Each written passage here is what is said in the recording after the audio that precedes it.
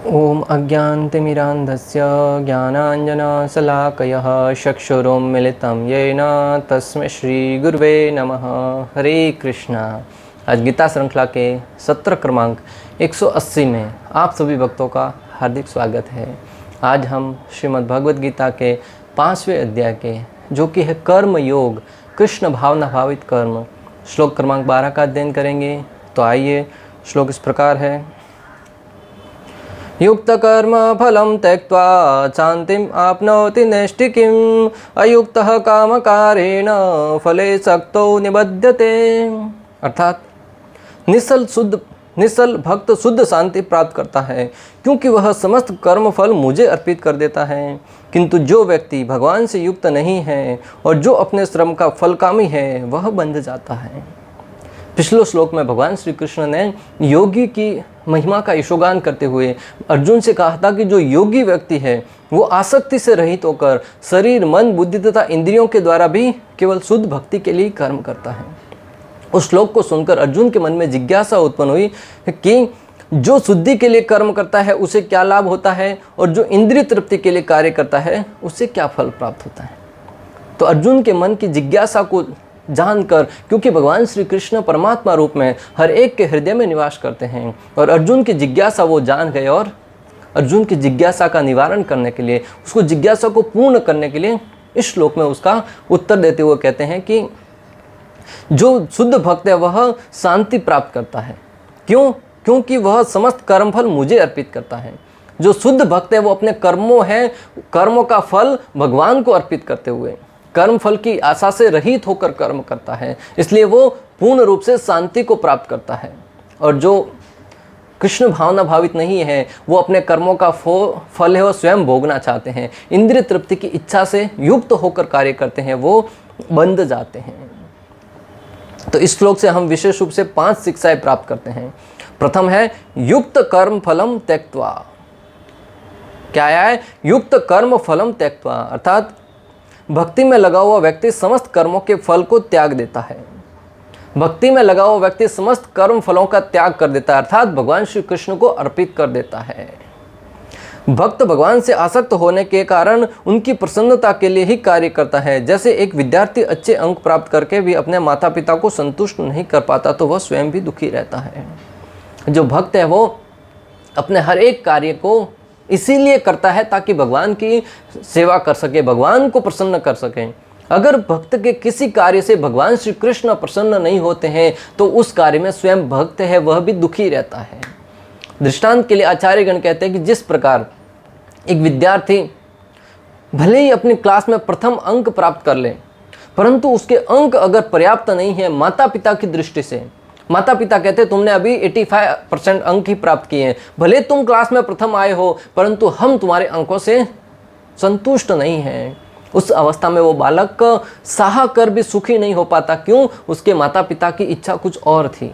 तो माता पिता से प्रेम करने के कारण, उसके माता पिता से बच्चा प्रेम करता है, इसलिए माता पिता के अप्रसन्न होने पर बालक भी अप्रसन्न रहता है। आजकल हम देखते हैं कि माता पिता अपने बच्चों पर अनेक प्रकार के आशाएं थोप देते हैं कि हमारी आशा है कि तुम प्रथम आओ। हर एक क्लास में 30-40 बच्चे हैं, उसमें से एक ही प्रथम आएगा। अगर हर एक माता पिता चाहे कि हमारा बच्चा ही प्रथम आना चाहिए, क्या ये संभव है? जब बच्चों पर अनेक प्रकार की आशाएं लाद देते हैं, हमारी इच्छाएं लाद देते हैं, और बच्चे उनको पूर्ण करने में असफल हो जाते हैं, तो बच्चों के ऊपर हम रुष्ट हो जाते हैं। उस अवस्था में बच्चे गलत कदम उठाते हैं, आत्महत्या जैसे अपराध कर बैठते हैं भक्तों। इसलिए माता पिता को चाहिए कि अपने बच्चों को उचित प्रेम दें, उनको उनकी स्थिति के अनुसार, उनकी किसमें रुचि है उसके अनुसार, पढ़ाई में हो, खेल में हो, वहाँ पर प्रेरित करें। जन्म के साथ ही हमें उस दिशा में नहीं धकेलना कि नहीं मेरा बच्चा तो डॉक्टर ही बनेगा, मेरा बच्चा तो इंजीनियर ही बनेगा। अरे उसकी प्रवृत्ति क्या है, उसके अनुसार उसे उसमें प्रेरित करो, तभी वो जीवन में सुखी रह पाएगा, प्रसन्न रह पाएगा। वरना भले वो स्थिति को प्राप्त कर ले, परंतु फिर भी तिनका हमेशा जलता रहेगा, दुखी रहेगा।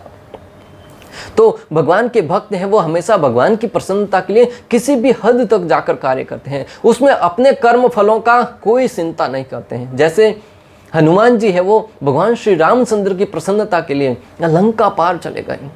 लंका पार जाकर वहां पर जाकर उन्होंने आवश्यकता पड़ी तो लंका को आग भी लगा दी और अनेक प्रकार के कार्य किए। लक्ष्मण जी को जीवित करने के लिए, संजीवनी बूटी प्राप्त करने के लिए कितना मीलों दूर उड़कर संजीवनी बूटी को प्राप्त करने के लिए पहाड़ सहित पूरा पहाड़ वहां पे लेके आ गए। किस लिए गए थे? क्या हनुमान जी को वहां से कुछ लाभ होने वाला था? आज आप और हम अक्सर जो कोई भी कार्य करने से पहले हमारे मन में एक ही प्रश्न उठता है, इससे मुझे क्या लाभ होगा? कहते कि नहीं, इससे मुझे क्या लाभ होगा। परंतु हनुमान जी ने एक बार भी मन में ऐसा, बोलना तो दूर की बात है, विचार भी नहीं लाया कि इससे मुझे क्या लाभ होगा। अगर मेरे भगवान मेरे कार्य से प्रसन्न हो रहे हैं तो वो कार्य बिना किसी विचार के करने के लिए निकल पड़े।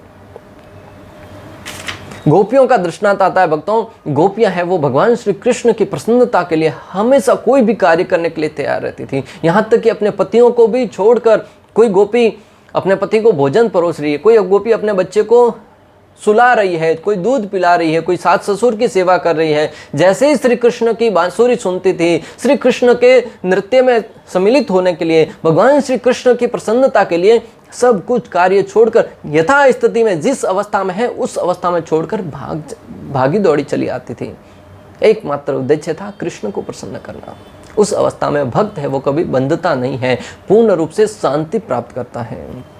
यहाँ तक कि श्रीला प्रभुपाद है वो चैतन्य महाप्रभु की इच्छाओं को पूर्ण करने के लिए, चैतन्य महाप्रभु ने कहा था कि ग्रामे ग्रामे, हर गांव गांव में मेरे नाम का प्रचार होगा। और उस भविष्यवाणी को सिद्ध करने के लिए श्रीला प्रभुपाद पाश्चात्य जगत में 70 साल की उम्र में निकल पड़े।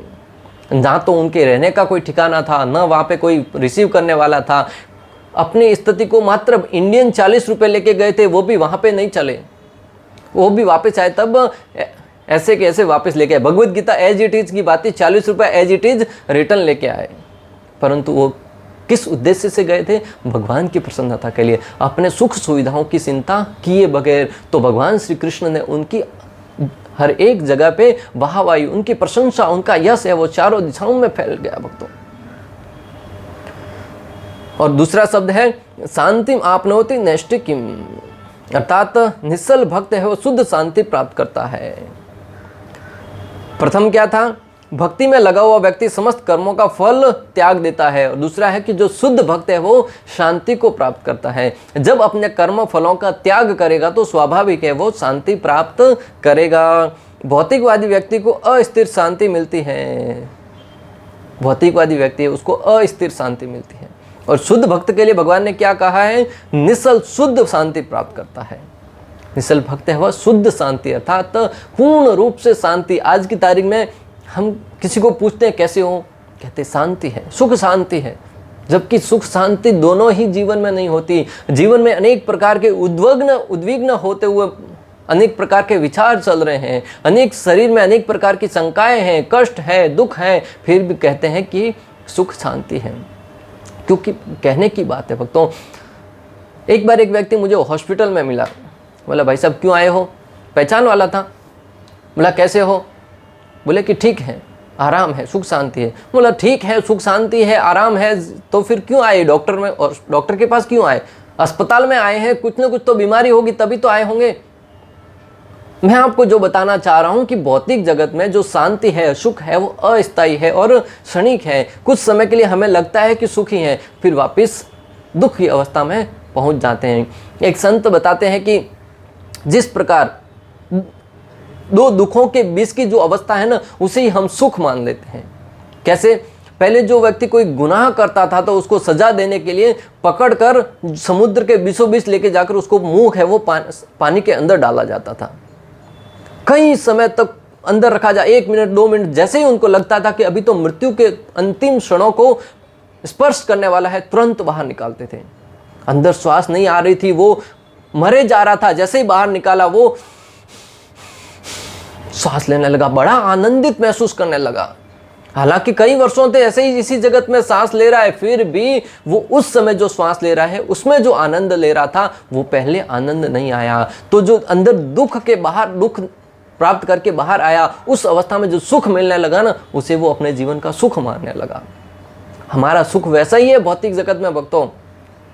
दुख के जंजाल में फंसे पड़े हैं और उस दुख की अवस्था में थोड़ा सा भी कहीं से सुख मिल जाए ना, उस दुखों से राहत मिल जाए तो हम उसको सुख मान लेते हैं।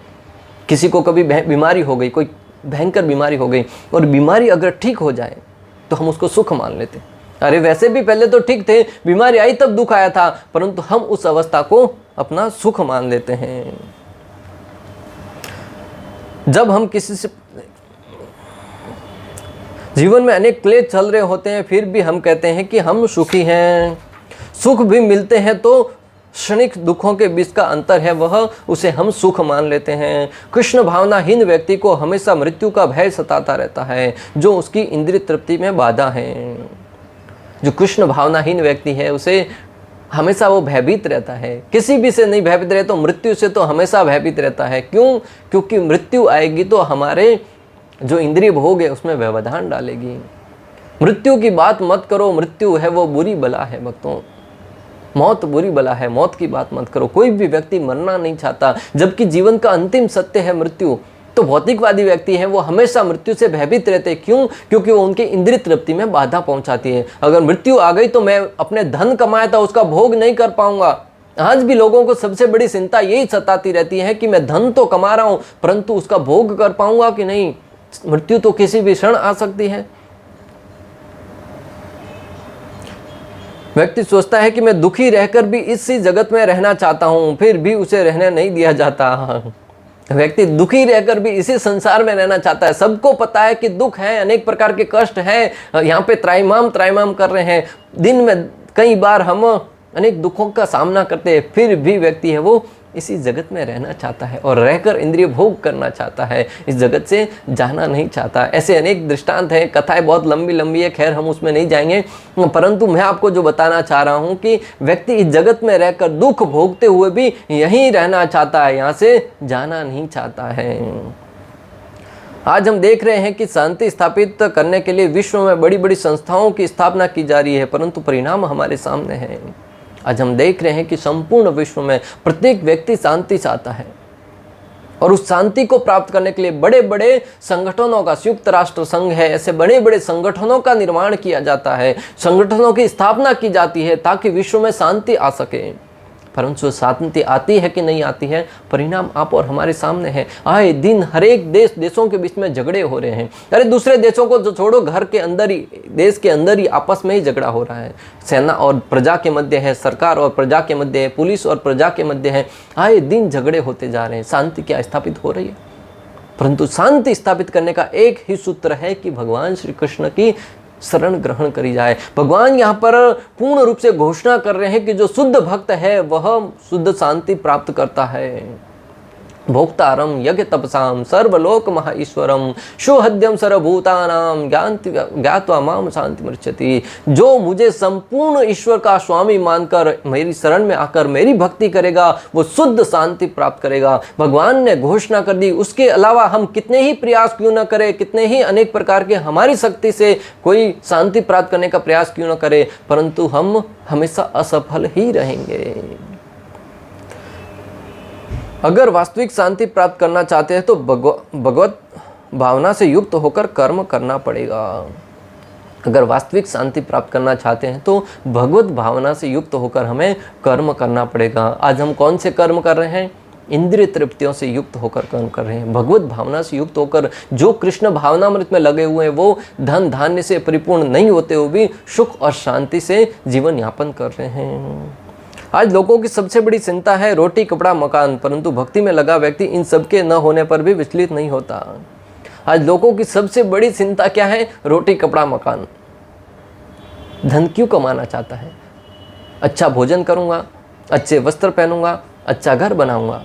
तीन ही उद्देश्य हैं। सरकार भी अनेक बार योजनाएं लाती है, रोटी कपड़ा मकान सब हर एक व्यक्ति को मिलना चाहिए, परंतु जो भक्त है वो इनके नहीं होने पर भी विचलित नहीं होता। भक्तों, श्रीमद् भागवतम 10.1.13 में वर्णन आता है, नेसादि दुस्सहा सुन्मां व्यक्ति दंपति बाध्यते पिबंतम त्वन्मुखाम्बोजं युतम हरि कथामृतम। परीक्षित महाराज सुखदेव गोस्वामी के समक्ष प्रार्थना करते हुए कहते हैं कि मृत्यु के द्वार पर होते हुए अपने व्रत के कारण मैंने जल ग्रहण करना भी छोड़ दिया है। रोटी कपड़ा मकान पीने के पानी है उसको भी छोड़ दिया है। फिर भी अक्वे कमल मुख से निकले कृष्ण कथा रूपी अमृत का पान करने से मेरी असह्य भूख तथा प्यास मुझे किसी तरह की बाधा नहीं पहुंचा रही है। परीक्षित महाराज का अगर चित्र देखेंगे तो उन्होंने वस्त्र के नाम पर मात्र एक कोपीन पहना हुआ है, और यहाँ पर क्या कह रहे हैं, मैंने प्यास से वंचित होकर पानी भी पीना छोड़ दिया है, खाना पीना तो मेरे इच्छा में ही नहीं है, और मकान तो था नहीं, वन में बैठकर गंगा नदी के किनारे बैठकर कथा सुन रहे थे। तो परीक्षित महाराज यहाँ पे सिद्ध कर रहे हैं कि जो भक्त है वो जो कृष्ण की भक्ति में लगा हुआ है उसे रोटी कपड़ा मकान मिले न मिले वो पूर्ण रूप से शांति प्राप्त करता है। 7 दिन 7 रात तक उन्होंने एकाग्र होकर कथा का पान किया और उस अमृत में कथा को यूं श्रवण करते गए कि उन्हें एक क्षण के लिए भी भूख नहीं लगी। आज हमें आधे घंटे में एक घंटे में कुछ ना कुछ खाने के लिए चाहिए होता है, कुछ पीने के लिए चाहिए होता है, परंतु परीक्षित महाराज दर्शा रहे हैं कि जो भक्ति में लगा हुआ व्यक्ति है उसे भले जल मिले ना मिले, भोजन मिले ना मिले, वो पूर्ण रूप से शांति प्रिय होता है और उसे और कथा में आनंद आता है। ऐसा नहीं कि विचलित हो रहा है। परीक्षित महाराज कहते हैं कि मैंने एक बार जल से विचलित होकर, प्यास से विचलित होकर जल पीने के लिए मैंने सर्प को उठाकर किसी ऋषि श्रृंग के गले में डाल दिया था, परंतु उससे मुझे सबक मिला है और मैं मृत्यु के सामने कगार पर खड़ा हूँ। इस अवस्था में जब मैं भगवान श्री कृष्ण की लीलाओं का पान कर रहा हूँ, मुझे प्यास और भूख है वो जरा भी नहीं सता रहे हैं। तीसरी शिक्षा है अयुक्त काम कारेण, इंद्रिय तृप्ति की कामना से कार्य करना। अयुक्त काम कारेण अर्थात इंद्रिय तृप्ति की कामना से कार्य करना। भगवत भक्त कृष्ण पर आश्रित होकर कर्म करता है और भौतिकवादी काम पर आश्रित होकर कर्म करते हैं। जो भगवत भक्त है वो भगवान श्री कृष्ण पर आश्रित होकर कर्म करते हैं, और जो भौतिकवादी व्यक्ति हैं वो काम पर आश्रित होकर कि मैं अपनी कामनाओं को कैसे पूर्ण करूं, इससे वो प्रेरित होकर कार्य करते हैं। भगवद गीता 3.37 में भगवान कहते हैं कि काम ही इस संसार का सर्वभक्षी पापी शत्रु है। भगवान श्री कृष्ण 3.37 में कहते हैं काम एष क्रोध एष रजो गुण समुद्भव महासन्नो महापापमा विद्धि एनम इह वैरिणम। अर्थात भगवान श्री कृष्ण कहते हैं कि हे अर्जुन, इसका कारण रजोगुण से संपर्क से उत्पन्न काम है जो बाद में क्रोध का रूप धारण करता है और जो इस संसार का सर्वभक्षी पापी शत्रु है। जो काम है वो इस भौतिक संसार का व्यक्ति का सबसे बड़ा शत्रु है। अगर आपको आज अभी तक लगता था कि वो व्यक्ति मेरा शत्रु है, फलाना व्यक्ति मेरा शत्रु है, तो भगवान यहाँ पर क्लियर कर रहे हैं कि आपका शत्रु कोई और नहीं, आपके अंदर बैठी हुई अनेक प्रकार की कामनाएं हैं। भौतिक इंद्रिय भोग करने की जो कामनाएं हैं वो आपका सबसे बड़ा शत्रु है। चौथी शिक्षा है फले सक्तो, अर्थात फल में आसक्त होकर कार्य करना। हम देखते हैं कि अक्सर लोग कहते हैं कि इस कार्य से मुझे क्या लाभ होगा। भौतिक लाभों से आसक्त होकर कार्य करना। कोई भी कार्य करने से पहले हम किसी भी व्यक्ति के पास जाओ, वो पहले यही कहेगा इससे मुझे क्या लाभ होगा, क्या ये कार्य करने से मेरा कोई लाभ इसमें छिपा हुआ है, तब तो मैं ये कार्य करूँगा, वरना मैं इसमें क्यों रुचि लूँ। एक कृष्ण भावना भावित व्यक्ति तथा एक देहात्म बुद्धि वाले व्यक्ति में यह अंतर है कि पहला तो कृष्ण के प्रति आसक्त रहता है, जबकि दूसरा अपने कर्मों के फल के प्रति आसक्त रहता है। कृष्ण भावना भावित और देहात्म बुद्धि में लिप्त व्यक्ति दोनों में ये अंतर है। एक तो कृष्ण भावना से युक्त होकर भगवान की प्रसन्नता के लिए कर्म करता है और दूसरा अपने कर्मों के फल के प्रति आसक्त रहकर कर्म करता है। जो व्यक्ति कृष्ण के प्रति आसक्त रहकर उन्हीं के लिए कर्म करता है वह निश्चय ही मुक्त पुरुष है और उसे अपने कर्म फल की कोई चिंता नहीं होती। जो व्यक्ति भगवान श्री कृष्ण को प्रसन्न करने के लिए उन्हीं की इच्छा पूर्ति के लिए कर्म करता है वह व्यक्ति पूर्ण रूप से मुक्त पुरुष है, उसे अपने कर्म फल की कोई चिंता नहीं रहती है। भागवत में किसी कर्म के फल की चिंता का कारण परम सत्य के ज्ञान के बिना द्वैत भाव में रहकर कर्म करना बताया गया है। श्रीमद् भागवतम में अनेक प्रकार की चिंताओं का कारण एक ही है कि हम अपने वास्तविक स्वरूप हम आत्मा हैं और भगवान श्री कृष्ण के दास हैं। उसको भूल जाने के कारण हम देहात्म बुद्धि में रहकर हम इस शरीर को ही अपन मान लेते हैं, और जब शरीर को मैं मान लेते तो शरीर से संबंधित वस्तुओं को अपना मानने लगते हैं, और उन वस्तुओं को जब कुछ खरोच आती है, कुछ चोट पहुंचती है तो हम दुखी होने लगते हैं। शरीर से संबंधित इंद्रियों का भोग नहीं हो पाता है, स्वादिष्ट भोजन नहीं मिल पाता है, अच्छे वस्त्र नहीं मिल पाते हैं, तब हम दुखी हो जाते हैं, और यह है अज्ञान के कारण होता है। 5वीं शिक्षा है निबध्यते अर्थात बंधना। जो कर्म फल की इच्छा से कार्य करता है वह बंध जाता है। जो व्यक्ति कर्म फल की इच्छा से कार्य करता है वह बंध जाता है, बंधन में बन जाता है भक्तों। जन्म मृत्यु जरा व्याधि का बंधन लग जाता है, और हर एक बार अलग अलग योनि में उसे जन्म लेना पड़ता है, और उस जन्म में कभी कुत्ते के शरीर में, कभी बिल्ली के शरीर में, कभी मनुष्य के शरीर में, कभी देवताओं के शरीर में, कभी जीव योनि में, कभी कीट योनि में, कभी पेड़ योनि में, अनेक योनियों में भ्रमण करना पड़ता है। और जब माता के गर्भ से निकलता है तो बड़ी असहनीय वेदना का सामना करना पड़ता है उसे। और कुत्ता बना है तो कोई भी चलता फिरता पत्थर मारेगा, न तो उसके सामने वो कुछ बोल पाता है। अगर कुछ चींटी बना है तो कोई भी चलते वक्त ऊपर पांव रख के उसको मसल लेगा, बार बार उसके जीवन को अंत कर दिया जाएगा भक्तों।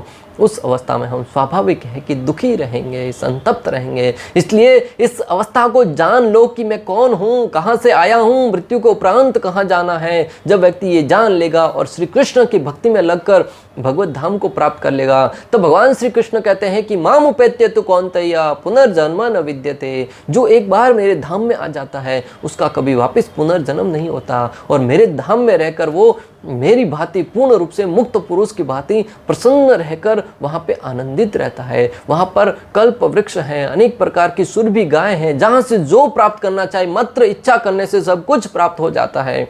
वहाँ तो न तो सूर्य की आवश्यकता है, न चंद्रमा की आवश्यकता है, न बिजली की आवश्यकता है, किसी की आवश्यकता नहीं है। सब कुछ प्रचुर मात्रा में हमेशा विद्यमान रहता है। जो कर्म फल की इच्छा से कार्य करता है वो बंध जाता है। भक्ति में आने के बाद भी अगर व्यक्ति अपने लाभ की इच्छा रखता है तो वह दुखी रहेगा। अगर भक्ति में आने के बाद भी कोई व्यक्ति अपने लाभ की इच्छा रखता है तो वह दुखी रहेगा। अर्जुन क्यों दुखी था? क्योंकि अपने हित के बारे में सोच रहा था। प्रारंभ में वो सोच रहा था कि अगर मैं मारूंगा तो इन लोगों का हास हो जाएगा और मैं भोग नहीं कर पाऊंगा। इसी कारण अर्जुन है वो दुखी था। आप और हम भी भक्ति में आने के बाद भी इन आशाओं से, आकांक्षाओं से ग्रस्त रहेंगे कि भगवान मेरी इच्छाओं को पूर्ण करो, तब हम भी दुखी रहेंगे भक्तों। भौतिकवादी व्यक्तियों के बारे में वर्णन करते हुए प्रहलाद महाराज भागवतम 7.5.30 में कहते हैं, मति न कृष्णे परतः स्वतो वा मिथो अभिबध्यते ग्रह वृतानाम अदांत गोपीर्विसदाम तमिश्रम पुनः पुनः सर्वित सर्वनानाम। अर्थात प्रहलाद महाराज कहते हैं कि अपनी असंयमित इंद्रियों के कारण जो लोग भौतिकवादी जीवन के प्रति अत्यधिक अभ्यस्त होते हैं वे नरकगामी होते हैं। प्रहलाद महाराज कहते हैं कि जो भौतिकवादी लोग हैं, अपनी इंद्रिय तृप्ति की इच्छा से युक्त होकर जो अनेक प्रकार की भौतिकवादी जीवन के प्रति अत्यधिक अभ्यस्त रहते हैं, अनेक प्रकार की इंद्रियों के कार्यों में लगे रहते हैं, वो लोग नरकगामी होते हैं। अर्थात उनका वास नरक में होता है। निश्चित रूप से उनको नरक में जाना पड़ता है। आज आप देखो ना, यहाँ पे अनेक प्रकार के नशे की वस्तुओं में लोग डूबे रहते हैं, पानी की तरह प्रयोग कर रहे हैं नशे की वस्तुओं का। क्या उन्हें स्वर्ग में जाने को मिलेगा? क्या उन्हें भगवान के धाम में जाने को मिलेगा? अनेक प्रकार के नरकों में उनको घसीटा जाएगा। वहाँ पे अनेक प्रकार की यातनाएं दी जाएगी, अनेक प्रकार के कष्टों से युक्त यातनाएं दी जाएगी।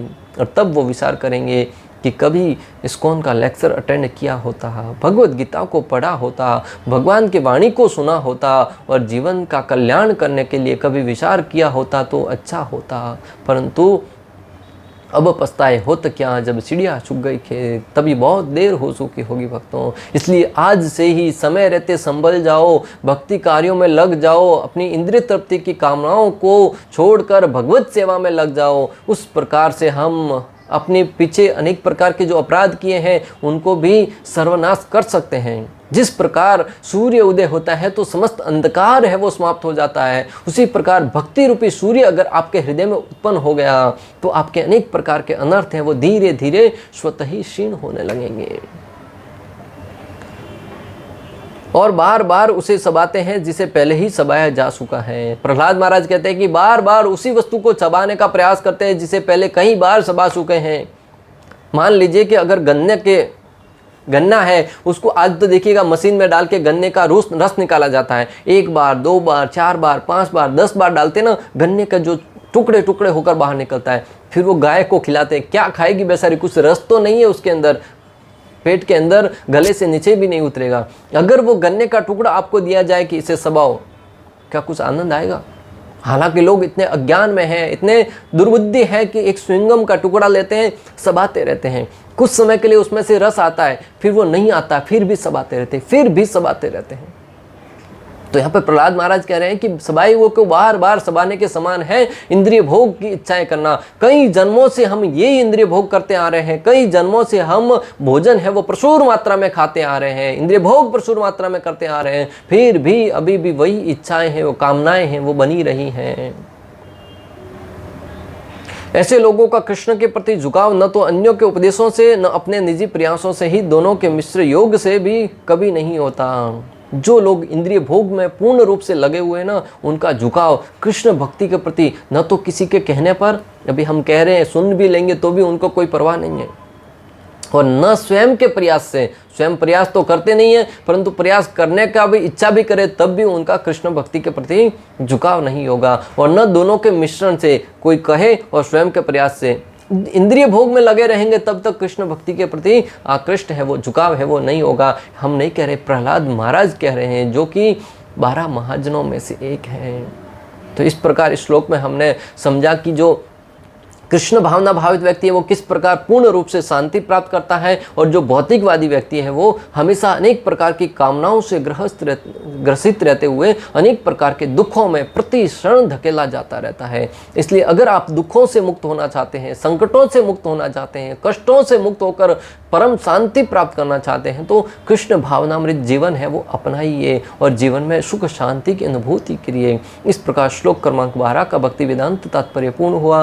अंत तक हमारे साथ बने रहने के लिए आप सभी का हृदयपूर्वक प्रेम पूर्वक बहुत बहुत धन्यवाद। श्रील प्रभुपाद की जय, श्री श्री राधा गोपीनाथ भगवान की जय, श्रीमद् भगवद गीता की जय। हरे कृष्णा कृष्ण कृष्ण हरे हरे, हरे राम राम राम हरे हरे।